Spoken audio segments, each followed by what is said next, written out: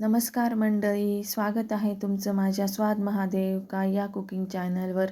आज आपण बघणार आहोत गावाकडील पद्धतीची गरमागरम मेथीची भाजी आणि बाजरीची भाकरी. चला तर व्हिडिओला स्किप न करता पूर्ण बघा आणि माझ्या चॅनलला तुम्ही सबस्क्राईब करायला विसरू नका आणि लाईकही करा. चला तर आपण आता व्हिडिओला सुरुवात करूया. ही पहा, मी मेथीची भाजी निवडून घेतलेली आहे. अशा प्रकारे मेथीची भाजी निवडून घ्यायची आहे. त्यासोबत लसूण घेतलेला आहे. लसूण मी या भाजीमध्ये जास्त टाकणार आहे. त्यासोबतच हिरव्या मिरच्याही घेतलेल्या आहेत. त्या तुम्ही तुमच्या चवीनुसार कमी जास्त करू शकतात. फोडणीला मोहरी घेतलेली आहे आणि चवीनुसार मीठ आहे. चला तर आपण रेसिपीला सुरुवात करूया. सर्वात अगोदर आपण मेथीची भाजी 2-3 पाण्याने स्वच्छ धुवून घेणार आहोत.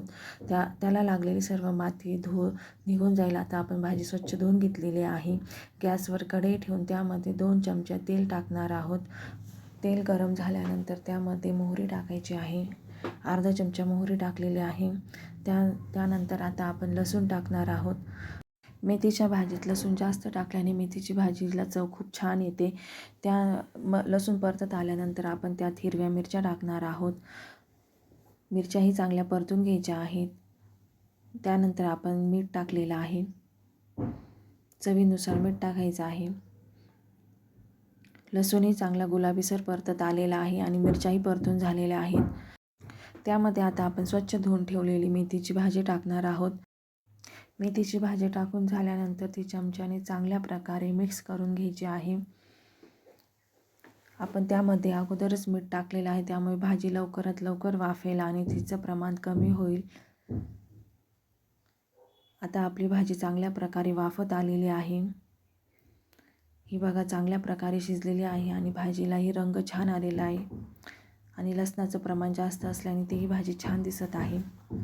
आता आपण त्यामध्ये 1.5 तांब्या पाणी ओतणार आहोत. आपल्याला ही भाजी गावाकडील पद्धतीची बनवायची आहे. आपण या भाजीमध्ये शेंगदाण्याचा कुठलाही वापर करणार नाही आहे. भाजी चांगल्या प्रकारे उकळून घ्यायची आहे. बघू शकता तुम्ही किती छान झालेली आहे भाजी आणि पाण्यालाही रंग हिरवा आलेला आहे. ही भाजी खाण्यासाठी खूप छान लागते. आता आपली भाजी तयार झालेली आहे. आता आपण भाकरी करूया.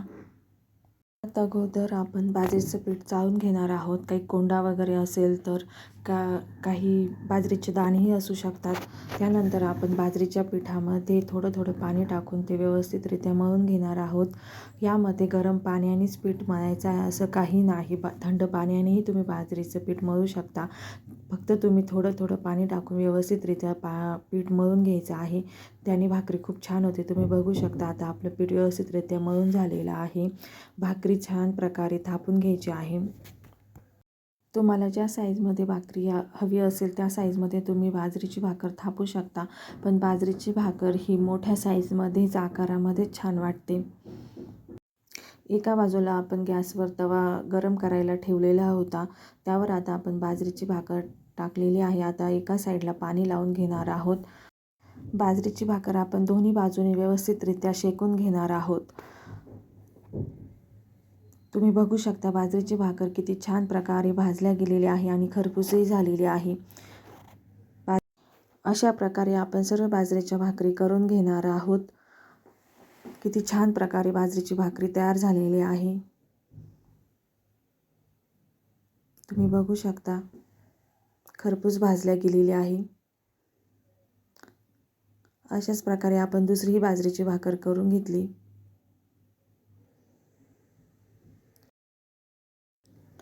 अशा प्रकारे आपली मेथीची गरमागरम भाजी आणि भाकरी तयार आहे. त्यासोबतच आपण आता तळलेल्या हिरव्या मिरच्या, कांदा घेणार आहोत आणि मुगाची डाळीची खिचडी केली आहे गरम गरम. त्यावर आपण साजूक तूप टाकून घेणार आहोत. तुम्हाला जर गावाकडील पद्धतीची मेथीची भाजी आणि भाकरीची रेसिपी आवडली असेल तर व्हिडिओला लाईक करायला विसरू नका. धन्यवाद.